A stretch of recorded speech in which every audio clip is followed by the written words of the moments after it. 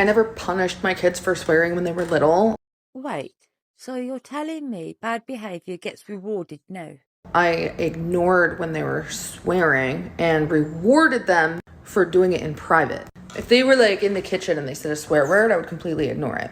But say down the road, I hear one of them in their room drop something and they're like, shit. I would say, hey. So she's like, don't do it in public, go to your room. Oh, okay, so not discipline, just better PR. Girl, you didn't even stop the bad behaviour, you just gave it a private setting. That's not parenting, that's rebranding bad habits. And then she's like, I don't believe in punishment. Yeah, girl, we could tell. Because everything she's describing is basically ignore it, ignore it, ignore it, and then reward it later. So the kids learn what exactly? Do what you want, just don't get caught. That's brilliant. And oh my God, guys, the grocery part. Help me find 3 things and you get a reward. So now we're negotiating with little children like they're tiny freelancers. What's next? Invoice them. And when they pick something expensive, suddenly it's a maths lesson. That's like 30 broccolis.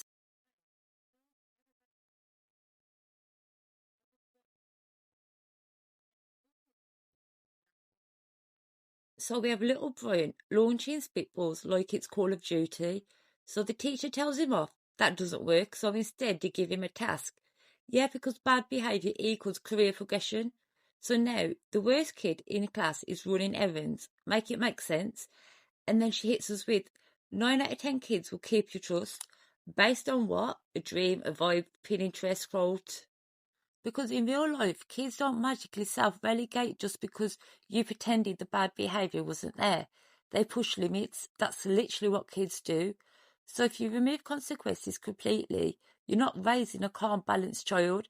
You're raising someone who's going to be shocked when the world doesn't clap for the bare minimum behaviour. So yeah, ignore everything and reward and hope for the best. I'm sure that would end brilliantly.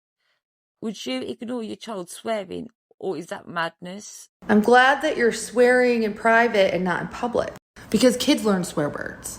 It's inevitable that humans are going to swear. I don't believe in punishment. I believe in the discipline style called positive reinforcement. And that is how you raise kids who don't swear in school or in public. Catch them doing it in private and reward them for doing it in private. Not reward them with like money or woo, we're gonna go out to dinner. Just like a nice praise. Because if you are punitive and penalize someone in the moment, they swear in the kitchen. The kitchen is symbolic. The kitchen is the commonly shared area. It's not private. Whereas if you're walking down the hallway and you can hear them from an earshot away in the room is private. I've always ignored undesirable behavior. And I've always acknowledged desirable behavior. If they swear in the kitchen, completely ignore it. If they swear in the living room, completely ignore it. Because silence and ostracism is awkward. Ostracism goes back to our primal roots, to our ancestors. If you're ostracized, you starve.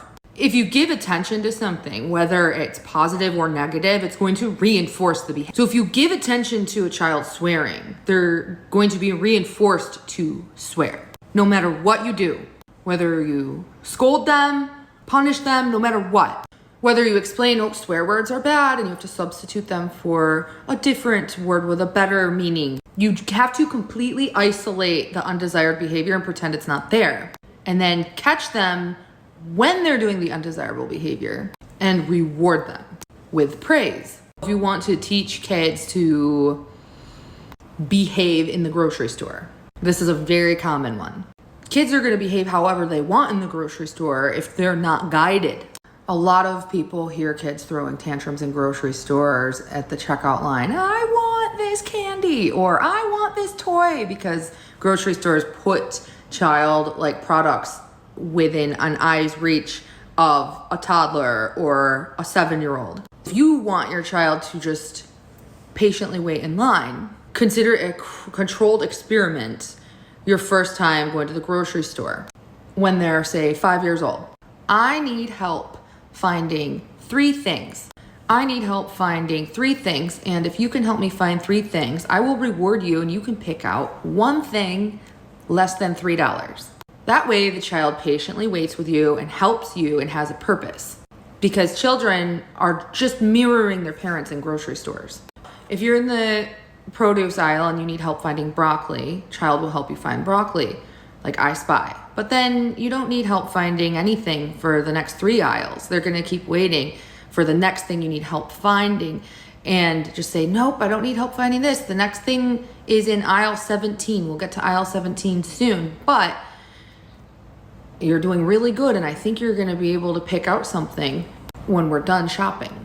Then, say you're in the cereal aisle, I need help finding Raisin Bran, and then the child finds Raisin Bran. I need help finding Cinnamon Toast Crunch. The child finds Cinnamon Toast Crunch. They found the broccoli in the 2 boxes of cereal. You did so good shopping today. Now you can pick out one thing.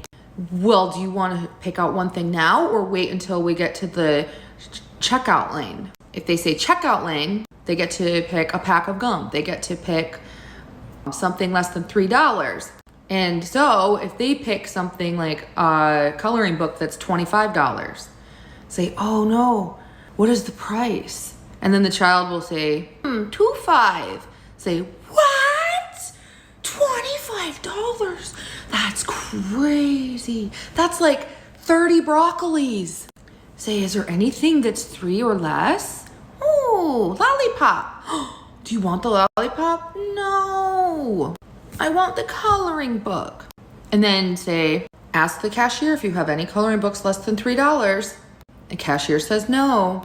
Say, well, next time we go to the dollar store, if you can help me find 3 things at the dollar store, they have coloring books for less than $3. Is there anything else you want today? And they'll be like, oh, I actually want this anyway. And then they'll pick like a ring pop. I don't know. Reward behavior, good behavior.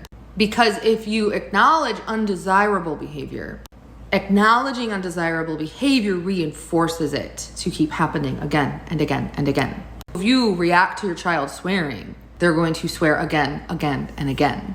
And now you have entered what's called a power struggle. And the number 1 rule about power struggles is you, by default, lose when you engage. If anyone ever asks, how do you discipline your child? I say positive reinforcement. And if they ask, well, what's a punishment? That doesn't exist in my mind because a punishment is giving attention to an undesirable behavior. The law of attraction is very real, so are manifestations. You don't want your child to be an unfulfilled self-prophecy. You want your child to be structured, a good decision maker. You want your child to understand consequences. If I spend $25 on a coloring book, I can't afford broccoli. You want your child to understand pros and cons. You want your child to have balance. You want your child to be on time. You want your child to be a survivor. How can your child survive if they're standing in a corner? What do they learn from that?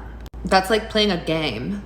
I'm in the corner, but now I'm just gonna keep saying fuck in the corner. Fuck, fuck, fuck, fuck, fuck.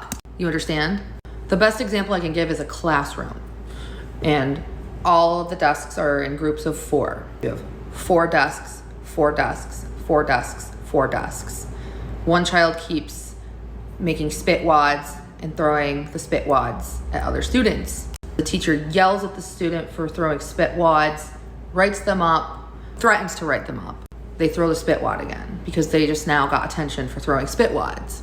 And then the teacher's like, well, then you don't get to sit in the group. You are ostracized. The student isn't ostracized. They're just now sitting and standing out from the group. Now, all eyes are on them. Teacher moves the desk to the front of the room by her desk. Now, the student is just throwing spit wads at the teacher because the teacher is reinforcing the behavior of throwing spit wads. Whereas, if you want control over a behavior, you have 4 desks, 4 desks, 4 desks, 4 desks. Student is throwing spit wads. Pretend the student is named Brian. The teacher asks Brian, where are you on your worksheet? Where are you on your worksheet? And Brian says, I'm all done with my worksheet, Mrs. Johnson. And the teacher says, where is the rest of your group at on the worksheet? And then Brian looks at the worksheets and says, they're almost done. And then the teacher says, that's really good that you finished before the group. Do they need your help? And then the kids are like, no, he keeps throwing spit wads. And the teacher says, Brian, come here.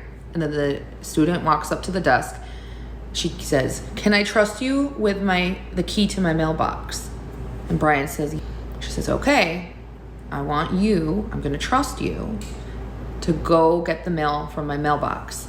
9 out of 10 times, Brian will take the key, walk to the mailbox, collect her mail, and return the key. And Brian will not waste time throwing spit wads in the hallway. And Brian probably learned to seek negative attention at home. But 9 out of 10 times, because the teacher took control over that situation and rewarded him for doing something good, and ignored something that he was doing that's bad, Brian will stop throwing spit wads in her classroom. Because now you've just set an expectation for Brian. You set the expectation of honesty, being a diligent worker, and you've set the expectation of trust. And when you build trust in children, you set those expectations for them to keep it.